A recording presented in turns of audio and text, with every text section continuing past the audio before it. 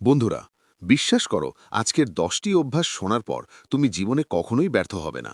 কারণ এই 10টি অভ্যাস একজন মানুষকে জীবনের সবচেয়ে বড় অবস্থানে নিয়ে যাওয়ার সম্ভাবনা রাখে। তাহলে সেই 10টি অভ্যাস কি? আজকের ভিডিওতে আমরা তোমাকে একটি গল্পের মাধ্যমে বলবো। তো শুরু করা যাক একজন গুরু তার শিষ্যদের উপদেশ দিয়ে। তিনি বলছিলেন যে হাজার হাজার মাইলের যাত্রাও মাত্র একটি পদক্ষেপ দিয়ে শুরু হয়। যদি দেখা যায় আমরা সকলেই আমাদের জীবনের লক্ষ্য নির্ধারণ করি, নিজেদের জন্য স্বপ্ন বুনি, আমরা নিজেদের সম্পর্কে অনেক স্বপ্নও দেখি, কিন্তু আমাদের লক্ষ্য এবং গন্তব্যের পিছনে দৌড়ানোর পরিবর্তে বেশিরভাগ মানুষ তাদের চিন্তা ভাবনার পিছনে দৌড়তে থাকে, যার সম্ভবত সত্যের সাথে কোনো সম্পর্ক নেই, যা কেবল তাদের মনের কল্পনা। এই সমস্ত অপ্রয়োজনীয় চিন্তাভাবনার পিছনে দৌড়ানোর সময় তারা বিচার করার চেষ্টাও করে না যে সেই চিন্তাটি ইতিবাচক না নেতিবাচক, সত্য না কেবল তাদের মনের কল্পনা, অথবা এটি অন্য কারোর দ্বারা প্রভাবিত, অথবা এর সাথে সত্যের কোনো সম্পর্ক আছে কিনা। অতএব বেশিরভাগ মানুষ তাদের গন্তব্যে পৌঁছতে সক্ষম হয় না এবং সারা জীবন ব্যর্থ থাকে। গুরু যখন এইসব বলছিলেন, তখন একজন শিষ্য উঠে দাঁড়িয়ে গুরুকে বললেন, গুরুদেব, আপনি আমাদের বলেছেন কেন বেশিরভাগ মানুষ ব্যর্থ হয়, কিন্তু আপনি কি আমাদের বলতে পারেন কিভাবে আমরা সফল হতে পারি? সেই ছোট ছোট অভ্যাসগুলি কি, যা আমাদের সাফল্যের জন্য প্রস্তুত করে এবং তারপর সাফল্যের শিখরে নিয়ে যায়? গুরু শিষ্যের পুরো প্রশ্নটি খুব মনোযোগ সহকারে শুনলেন। তিনি শুনলেন এবং তারপর তাকে ইশারা করে এবং হাত তুলে নিজের ওপর বসিয়ে তিনি তার সমস্ত শিষ্যদের বললেন যে জীবনে সফল হওয়ার জন্য কেবল আবেগ এবং ইচ্ছাশক্তিই যথেষ্ট নয়। এই দুটি জিনিসই কেবল আমাদের অনুপ্রাণিত করতে পারে এবং আমাদের শুরু করতে সাহায্য করতে পারে, কিন্তু পূর্ণ আবেগ এবং উৎসাহের সাথে দীর্ঘমেয়াদী লক্ষ্যে মনোনিবেশ করতে এবং দীর্ঘমেয়াদী লক্ষ্য অর্জনের জন্য আমাদের দৈনন্দিন জীবনের অভ্যাসগুলিকে অন্তর্ভুক্ত করতে হবে, যা একজন ব্যক্তিকে সাফল্যের জন্য প্রস্তুত করে এবং তাদের সফল করে তোলে। আজ আমি আপনাকে 10টি সহজ অভ্যাসের সম্পর্কে বলবো, যা আপনার জীবনে অন্তর্ভুক্ত হলে মাত্র 30 দিনের মধ্যে আপনাকে সম্পূর্ণ ভিন্ন ব্যক্তিতে রূপান্তরিত করবে। আপনি আপনার ভিতরে একটি অবিশ্বাস্য ইতিবাচক শক্তি অনুভব করবেন, যা আপনাকে সাফল্যের শিখরে পৌঁছে দেবে। সেই সফল অভ্যাসগুলির বিভাগের প্রথম অভ্যাস হল কৃতজ্ঞতা দিয়ে আপনার দিন শুরু করা। সকালে চোখ খোলার সাথে সাথে কোনো কিছু সম্পর্কে চিন্তা করার আগে, কোনো কিছু করার আগে, বিছানা থেকে নামার আগে একসাথে হাত মেলান, আকাশের দিকে তাকান, আপনি যে শক্তিতে বিশ্বাস করেন তা আহ্বান করুন এবং ঈশ্বরের কাছে কৃতজ্ঞ এমন 3 বা 4টি জিনিস মনে রাখুন। ঈশ্বরের কাছে কৃতজ্ঞতা প্রকাশ করুন সেই 3 বা 4 জন মানুষ, জিনিস বা ঘটনার জন্য, যার কারণে আপনার জীবন উন্নত হয়েছে, আপনি সুখী এবং সমৃদ্ধ হয়েছেন। বেশিরভাগ সময় আমাদের জীবনে, আমাদের বাড়িতে, আমাদের পরিবারে, আমাদের চারপাশের পরিবেশে কেবলমাত্র একজন ব্যক্তি আমাদের বেশিরভাগ দুঃখ এবং সমস্যার কারণ, কিন্তু আমাদের চারপাশের 99% মানুষ ভালো, আমাদের জীবনের 99% জিনিস খুব ভালো। কিন্তু আমরা যদি খারাপ মানুষ, খারাপ ঘটনা, খারাপ পরিস্থিতি, খারাপ ফলাফলের ওপর মনোযোগ দিই, তাহলে আমরা সারা দিন ধরে সেই জিনিসগুলি আরও বেশি পাব। কিন্তু যদি আমরা আমাদের জীবনের 99% ভালো জিনিসের জন্য কৃতজ্ঞ থাকি, তাহলে অবশ্যই আরও ভালো জিনিস আমাদের কাছে আসবে। কৃতজ্ঞতা প্রকাশের এই অভ্যাসটি আমাদের ভোরে আপনার মানসিকতা পরিবর্তন করে এবং আপনার দিনকে ইতিবাচকভাবে শুরু করতে সাহায্য করে। এই ব্যায়ামে খুব কম সময় লাগে, কিন্তু এটি আপনার কাজের ধরন, আপনার মানসিকতা এবং সারা দিনের চিন্তাভাবনা সম্পূর্ণরূপে বদলে দিতে পারে। সফল অভ্যাসের শ্রেণীতে আরেকটি অভ্যাস হলো আপনাকে প্রতিদিন ব্যায়াম করতে হবে। তুমি দৌড়াও, ব্যায়াম করো, যোগব্যায়াম করো অথবা প্রাণায়াম করো, কিন্তু প্রতিদিন সকালে এমন কিছু কাজ করতে হবে যাতে তোমার শরীরকে কঠোর পরিশ্রম করতে হয়, ঘাম ঝরাতে হয়। এই মানবদেহ কঠোর পরিশ্রমের জন্য তৈরি। সবসময় বিশ্রাম দিলে তা নিষ্ক্রিয়, দুর্বল এবং অসুস্থ হয়ে পড়ে। ব্যায়াম শুধু তোমার শরীরের উপকারই করে না, বরং তোমার মন এবং মানসিক ক্ষমতা বৃদ্ধিতেও অসাধারণ কাজ করে। প্রতিদিন ব্যায়াম তোমার শরীর ও মনকে শক্তিশালী করে। তোমার ভেতরে এক অনন্য আত্মবিশ্বাস এবং উদ্যমের অনুভূতি জন্ম নেয়, যা তোমাকে সাফল্যের পথে এগিয়ে যেতে সাহায্য করে। সফল অভ্যাসের বিভাগের তৃতীয় অভ্যাস হল লক্ষ্য নির্ধারণ করা এবং সেই অনুযায়ী তোমার দিন পরিকল্পনা করা। রাতে ঘুমাতে যাওয়ার আগে পরের দিনের জন্য সবচেয়ে গুরুত্বপূর্ণ 3টি কাজ ঠিক করে নাও এবং সেগুলো লিখে রাখো। তারপর তোমার পুরো দিনটি সেই অনুযায়ী পরিকল্পনা করো এবং সেগুলো বাস্তবায়ন করো। যদি কেউ তাদের দিনটি পরিকল্পনা করে শুরু না করে এবং এলোমেলোভাবে কাজ করে, তাহলে তারা কখনোই তাদের দিনের সর্বোচ্চ ব্যবহার করতে পারবে না। যদিও বেশিরভাগ মানুষ জানে কোন কাজগুলো তাদের কাছে গুরুত্বপূর্ণ এবং আগামীকাল কোনটা করা উচিত, তবুও তারা সেগুলো সম্পন্ন করতে ব্যর্থ হয় এবং সেগুলো পিছিয়ে দেয়। যে ব্যক্তি সময়মতো তাদের কাজ শেষ করে না এবং স্থগিত রাখে, সে কখনো বড় সাফল্য অর্জন করতে পারে না। বেশিরভাগ মানুষের কাজ সময়মতো শেষ না করার এবং ক্রমাগত স্থগিত রাখার সবচেয়ে বড় কারণ হল তাদের আত্মশিক্ষার অভাব। কারণ একজন স্বশিক্ষাবদ্ধ ব্যক্তি সময়মতো সবকিছু সম্পন্ন করে। সফল অভ্যাসের বিভাগের চতুর্থ অভ্যাস হল প্রতিদিন নতুন কিছু শেখা। তোমার প্রতিদিন নতুন কিছু পড়া উচিত। যদি তুমি প্রতিদিন 1 থেকে 2 ঘন্টা নতুন কিছু শেখার জন্য বা ব্যক্তিগত উন্নয়নের জন্য ব্যয় না করো, তাহলে তুমি যতই উচ্চতায় পৌঁছাও না কেন, তুমি যতই জ্ঞানী এবং বুদ্ধিমান হও না কেন, জীবনে তুমি অবশ্যই হেরে যাবে। তুমি অবশ্যই পতনের সম্মুখীন হবে। একজন জ্ঞানী ব্যক্তি একবার বলেছিলেন যে তোমার শেখা কখনোই বন্ধ করা উচিত নয়, কারণ কেবল অবিরাম অনুশীলনের মাধ্যমেই মানুষ মহান উচ্চতা অর্জন করতে পারে। শেখা যে কোনো রূপ নিতে পারে, যেমন ভালো বই পড়া, তোমার ক্ষেত্রের সবচেয়ে সফল ব্যক্তিদের গল্প শোনা, প্রতিদিন তোমার কাজের অনুশীলন করা ইত্যাদি। যদি তুমি বিশ্বের 1% সফল মানুষের মধ্যে থাকতে চাও, তাহলে তোমাকে অবশ্যই ক্রমাগত শেখার অভ্যাসকে তোমার জীবনের একটি অবিচ্ছেদ্য অংশ করে তুলতে হবে। সফল অভ্যাসের বিভাগের পঞ্চম অভ্যাস হল কম খাও এবং ভালো খাও। এখানে ভালো খাবার মানে সাত্ত্বিক খাবার খাওয়া, অর্থাৎ পুষ্টিগুণ সমৃদ্ধ খাবার যা তোমার শরীরের ক্ষতি করে না। যদি আমরা এটি দেখি, তাহলে খাবার আমাদের শরীরের জন্য গড় জিনিস। খাবারই শরীরের জন্য সবকিছু।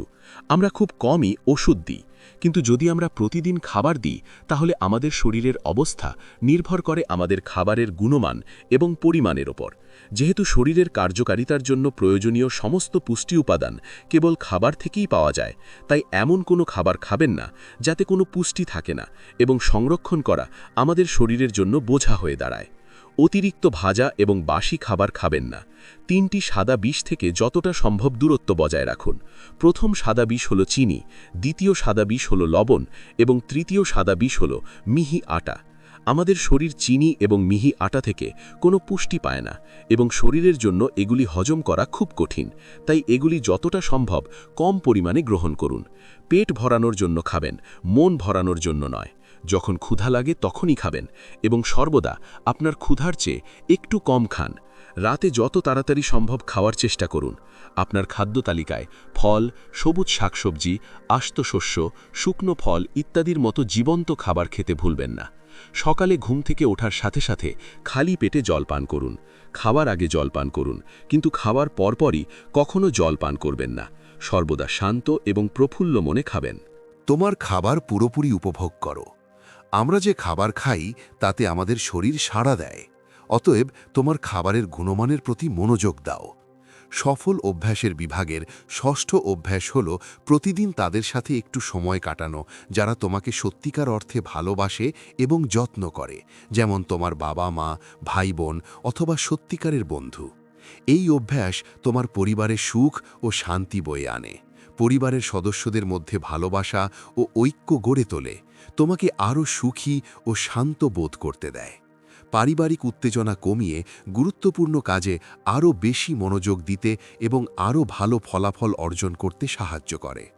সফল অভ্যাসের বিভাগের সপ্তম অভ্যাস হল প্রতিদিন নিজের জন্য একটু সময় বের করা, এবং এই অল্প সময়ের মধ্যে অন্য কেউ তোমার সাথে থাকা উচিত নয়। এটি তোমার নিজস্ব সময়, যেখানে তুমি একা থাকবে, নিজের ওপর প্রতিফলন করবে, তোমার শক্তি এবং দুর্বলতাগুলি নিয়ে চিন্তা করবে, তোমার ভবিষ্যৎ নিয়ে চিন্তা করবে, তোমার কাজ সম্পর্কে চিন্তা করবে এবং নিজের মধ্যে গভীরভাবে অনুসন্ধান করবে। তুমি একাকিত্বের এই মুহূর্তগুলিকে নিজেকে আরও ভালোভাবে বুঝতে এবং বুঝতে ব্যবহার করবে। এই সময়ের মধ্যে তুমি তোমার ত্রুটিগুলি সম্পর্কেও শিখবে। আমরা এটি সম্পর্কে চিন্তা করব এবং কিভাবে সেগুলি ঠিক করা যায় সে সম্পর্কে চিন্তাভাবনা করব। সফল অভ্যাসের তালিকার অষ্টম অভ্যাস হল সময় সঠিকভাবে পরিচালনা করা এবং সঠিকভাবে ব্যবহার করা। জীবন দিন, মাস বা বছরে পরিমাপ করা হয় না, তাই যে ব্যক্তি তাদের দিন পরিচালনা করতে শেখে তার মাস সফল হবে।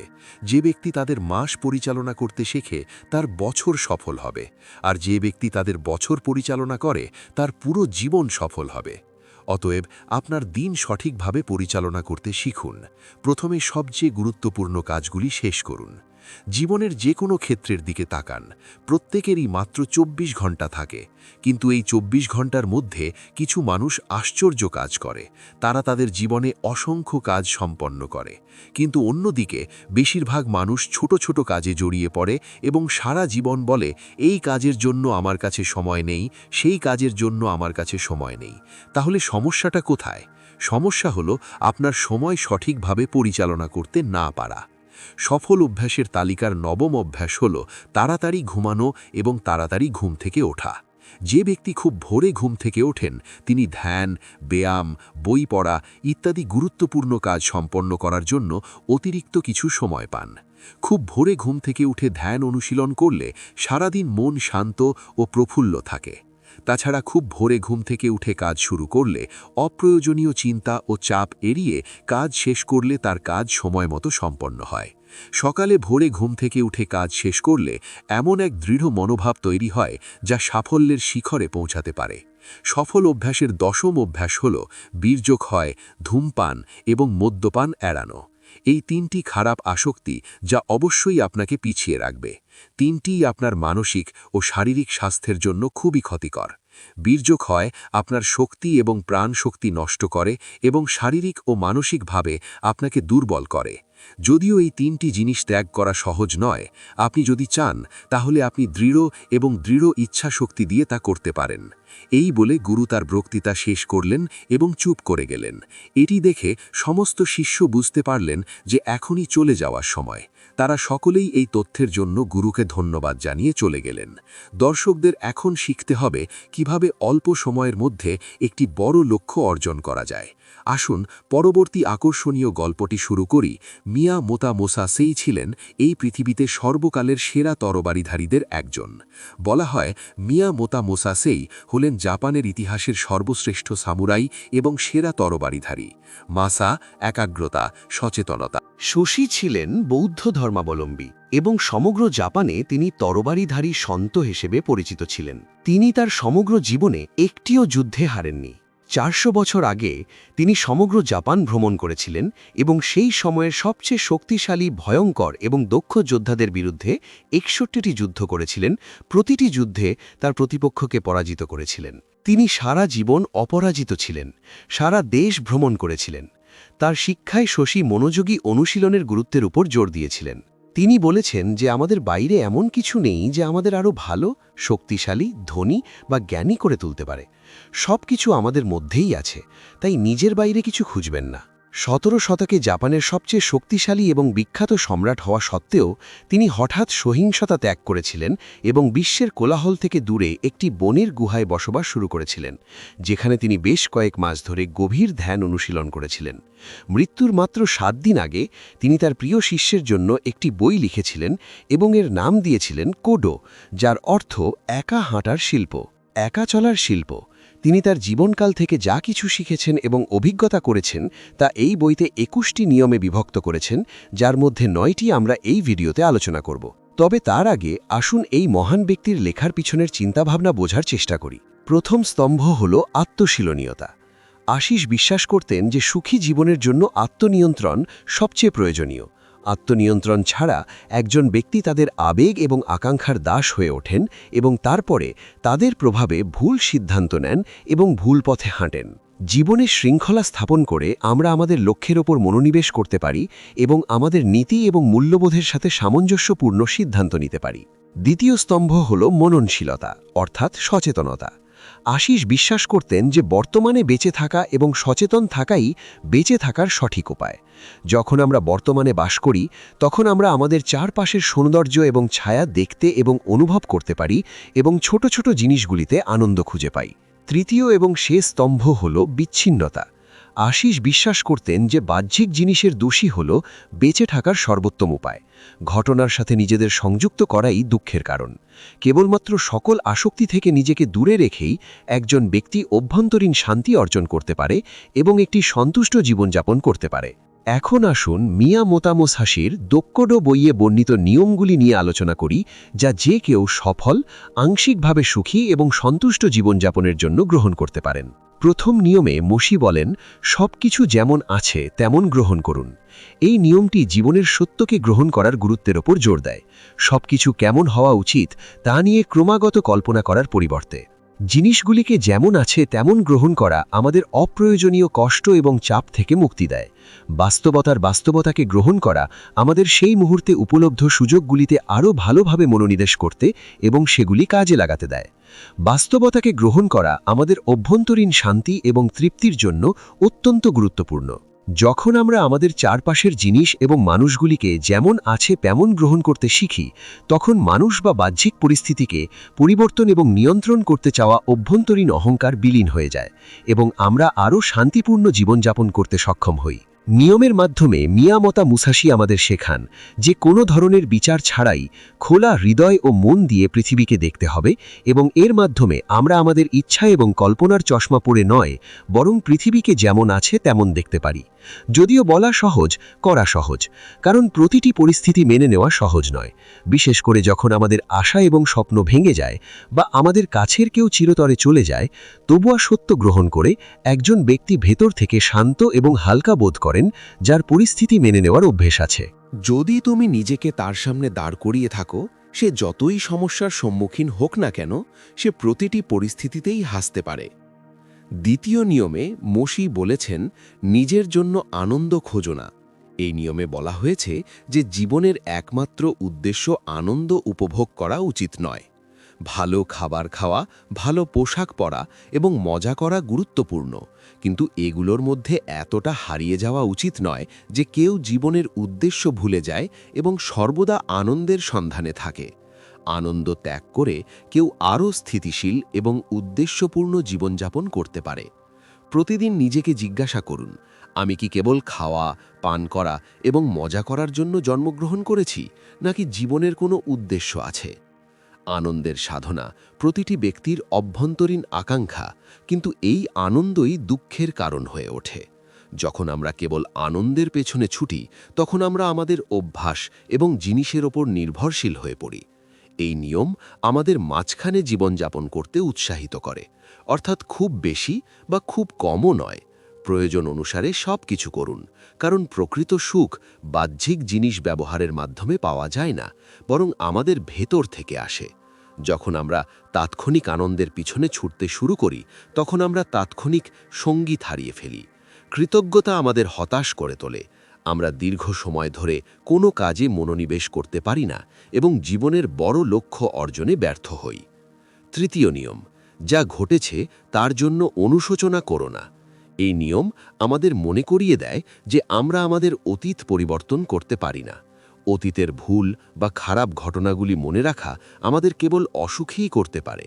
তাই অতীতের জন্য অনুশোচনা করার পরিবর্তে আমাদের ভুল থেকে শিক্ষা নেওয়া এবং আরও বেশি বোধগম্যতা এবং প্রজ্ঞার সাথে এগিয়ে যাওয়া ভালো। অনুশোচনা এমন একটি রোগ যা আমাদের অতীতে আটকে রাখে এবং আমাদের এগিয়ে যেতে বাধা দেয়। এই নিয়মে মসি আমাদের অতীতের ভুল স্বীকার করতে এবং নিজেদের এবং অন্যদের ক্ষমা করতে উৎসাহিত করে।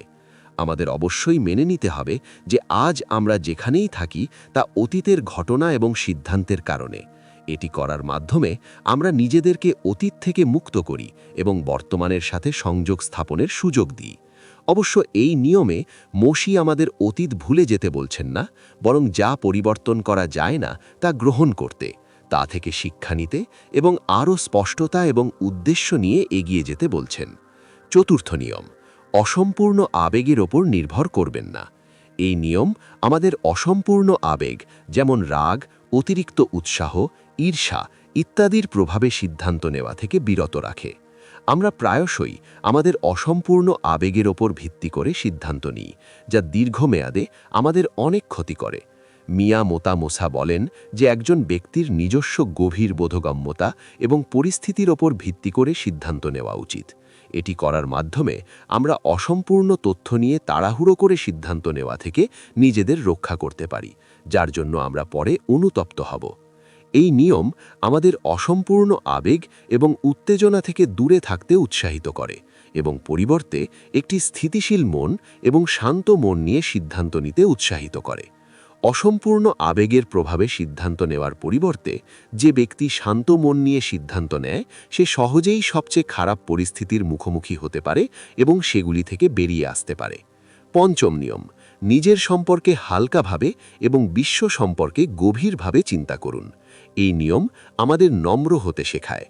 এই নিয়মে মিয়ামোতো মুসা বলেন যে একজন ব্যক্তির কেবল নিজের গুরুত্ব এবং আত্মগুরুত্ব সম্পর্কে ক্রমাগত চিন্তা করা উচিত নয়, অর্থাৎ একজন ব্যক্তির তার অহংকার এবং অহংকার ত্যাগ করা উচিত। আমাদের এটাকে খুব বেশি গুরুত্ব দেওয়া উচিত নয়, বরং আমাদের এই পৃথিবীকে খোলা মন দিয়ে দেখা উচিত এবং গভীরভাবে চিন্তা করা উচিত। এই পৃথিবীতে এমন অনেক কিছু আছে যা দেখার এবং চিন্তা করার মতো, কিন্তু বেশিরভাগ মানুষ কেবল নিজের মধ্যেই সীমাবদ্ধ থাকে। আমাদের অহংকার কমিয়ে আনা উচিত এবং মানুষকে করুণার সাথে দেখা এবং আচরণ করা উচিত। আমাদের মানুষ এবং এই পৃথিবীর সাথে সংযোগ স্থাপনের চেষ্টা করা উচিত। আমাদের প্রকৃতির সৌন্দর্যের প্রশংসা এবং অনুভব করা উচিত।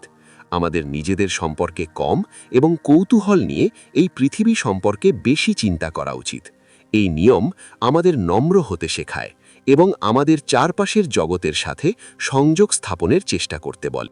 মুসা পাসি আমাদের নিজেদেরকে অবমূল্যায়ন করতে বা নিজেদের চাহিদা উপেক্ষা করতে বলছেন না, বরং তিনি আমাদের উৎসাহিত করছেন যেন আমরা আত্মমগ্ন না হই এবং বিশ্বের সাথে দৃঢ় সংযোগ গড়ে তুলি। ষষ্ঠ নিয়ম, আমাদের আকাঙ্ক্ষা থেকে দূরত্ব বজায় রাখি। এই নিয়মে মুসা বিচ্ছিন্নতার কথা বলছেন। তিনি বস্তুগত সম্পদ, ক্ষমতা এবং সৌন্দর্যের প্রতি আসক্ত থাকার কথা বলছেন, কিন্তু এর অর্থ এই নয় যে আমাদের এই সব কিছু ত্যাগ করা উচিত। অর্থ উপার্জন করা উচিত নয়, সত্য অর্জন করা উচিত নয়, বরং তিনি বলতে চাইছেন যে এই জিনিসগুলির সাথে থাকা সত্ত্বেও আমাদের তাদের সাথে সংযুক্ত থাকা উচিত, অর্থাৎ আমাদের এগুলি ব্যবহার করা উচিত, কিন্তু তাদের প্রতি আসক্তি তৈরি করা উচিত নয়। তাদের সাথে আমাদের অস্তিত্বকে যুক্ত করা উচিত নয়। যদি এই জিনিসগুলি আগামীকাল আপনাকে ছেড়ে চলে যায়, তবে আপনার তাদের জন্য দুঃখবোধ করা উচিত নয়। অর্থাৎ বস্তুগত জিনিসগুলির সাথে থাকা সত্ত্বেও আমাদের ভিতর থেকে তাদের থেকে দূরত্ব বজায় রাখা উচিত। সপ্তম নিয়ম, কখনো ঈর্ষান্বিত হবেন না। এই নিয়ম আমাদের বলে যে ঈর্ষা এবং ঈর্ষা একজন ব্যক্তিকে কোথাও পৌঁছতে দেয় না। এমন পরিস্থিতিতে একজন ব্যক্তির মনোযোগ কেবল তার যা নেই তার উপর থাকে। সে তার যা আছে তা দেখতে অক্ষম। সে অন্য ব্যক্তির সম্পত্তি, গুণাবলী বা সাফল্যের প্রতি ঈর্ষান্বিত থাকে এবং এগিয়ে যাওয়ার জন্য কোনো প্রচেষ্টা করতে অক্ষম হয়। ঈর্ষা একজন ব্যক্তিকে মিথ্যা অহংকারে ভরিয়ে দেয়, যার ফলে সে অন্য ব্যক্তির চেয়ে নিজের ক্ষতি করে। আমাদের মনে রাখতে হবে যে যারা কঠোর পরিশ্রম করেছে তাদের প্রত্যেকেরই সাফল্যের সেই স্তর অর্জন করা উচিত। আমাদের এই বিষয়ে ঈর্ষান্বিত হওয়া উচিত নয়, বরং খুশি বোধ করা উচিত, কারণ সেই কঠোর পরিশ্রম করে আমরাও সেই জিনিস এবং সেই সাফল্য অর্জন করতে পারি। আমাদের বুঝতে হবে যে আমাদের সকলেরই ভিন্ন ভিন্ন পরিস্থিতি, ভিন্ন ভিন্ন চিন্তাভাবনা এবং ভিন্ন ভিন্ন কঠোর পরিশ্রম রয়েছে, তাই আমরা বিভিন্ন স্তরের সাফল্য অর্জন করব। ঈর্ষা দূর করে আমরা আরও শান্তিপূর্ণ এবং সুখী জীবন যাপন করতে পারি, মানুষের কাছ থেকে আরও শিখতে পারি এবং তাদের সাথে গভীর সম্পর্ক গড়ে তুলতে পারি। অষ্টম নিয়ম, বিচ্ছেদের জন্য কখনো দুঃখিত হবেন না। এই নিয়মে মুসা ব্যাখ্যা করতে চান যে বিচ্ছেদ প্রকৃতির একটি স্থায়ী নিয়ম। প্রত্যেককে কোনো না কোনো সময় কারো না কারো থেকে আলাদা হতে হবে। এই জীবন স্থায়ী, এই পৃথিবী স্থায়ী এবং আমাদের এটি গ্রহণ করা উচিত। মিয়ামোতো মুসা সারা জীবন জাপান ভ্রমণ করেছেন, কিন্তু তিনি কখনো কারো বিচ্ছেদের সামান্যতম কষ্ট অনুভব করেননি, কারণ তিনি মেনে নিয়েছিলেন যে বিচ্ছেদ প্রকৃতির একটি নিয়ম এবং এই আইনের বিরুদ্ধে গেলে আমরা কেবল দুঃখিত হই। 9টি নিয়ম ছাড়া আর কিছুই নয়। রাগ এবং অভিযোগ আমাদের এবং অন্যান্যদের উভয়ের জন্যই ক্ষতিকারক। এই নিয়ম আমাদের নেতিবাচক শক্তির জীবন ধ্বংসকারী শক্তি সম্পর্কে সতর্ক করে, যা মানুষকে একে অপরের প্রতি তিক্ততা এবং ক্রোধে ভরিয়ে দিতে পারে। মোজেস বলেন যে রাগ এবং অভিযোগের পরিবর্তে একজনের শান্তিপূর্ণ সমাধান খোঁজা উচিত। মিয়ামোতো মুসা সারা জীবন তরবারি লড়াই অনুশীলন করেছিলেন, সবচেয়ে ভয়ঙ্কর যোদ্ধাদের পরাজিত করেছিলেন, কিন্তু তিনি কখনো রাগ বা অভিযোগ করেননি। যুদ্ধের সময় তিনি তার মনকে বরফের মতো ঠান্ডা রাখতেন এবং কখনো তার পরিকল্পনা পুনরাবৃত্তি করতেন না। তিনি সর্বদা একটি নতুন পরিকল্পনা নিয়ে আসতেন। এজন্যই তিনি কখনো হেরে যাননি। মিয়ামোতো মুসার মন যদি 1 সেকেন্ডের জন্য বিক্ষিপ্ত হয়, তবে তার মাথা কেটে ফেলা যেতে পারে। এজন্যই তিনি শেখান যে পরিস্থিতি যাই হোক না কেন, নিজেকে শান্ত রাখুন এবং অভিযোগ করা বন্ধ করুন। বন্ধুরা, আমি আশা করি আপনি মিয়ামোতো মুসার বইতে 2টি চাবুকের এই 9টি নিয়ম উপভোগ করেছেন এবং সেগুলি থেকে অনেক কিছু শিখেছেন। বন্ধুরা, আমি আশা করি এই গল্পটি শুনলে আপনার জীবনে ইতিবাচক পরিবর্তন আসবে। অবশ্যই কিছু পরিবর্তন এসেছে। এই ভিডিও থেকে আপনি কি শিখেছেন তা কমেন্ট করে আমাদের জানান এবং এই গল্পটি আপনার পরিবার, বন্ধুবান্ধব বা আপনার কাছের মানুষদের সাথে শেয়ার করুন এবং তাদের এই জ্ঞান সম্পর্কে সচেতন করুন। অন্যথায়, যদি আপনি এই ভিডিওটি হৃদয় থেকে পছন্দ করেন তবে কেবল এই ভিডিওটিতে লাইক দিন এবং যদি আপনি এখনও পর্যন্ত এই চ্যানেলটি সাবস্ক্রাইব না করে থাকেন তবে চ্যানেলটিও সাবস্ক্রাইব করুন। তোমার প্রতিটি দিন শুভ ও আনন্দে ভরে উঠুক। তোমার জীবন পূর্ণ হোক। ধন্যবাদ। নমো বুদ্ধায়।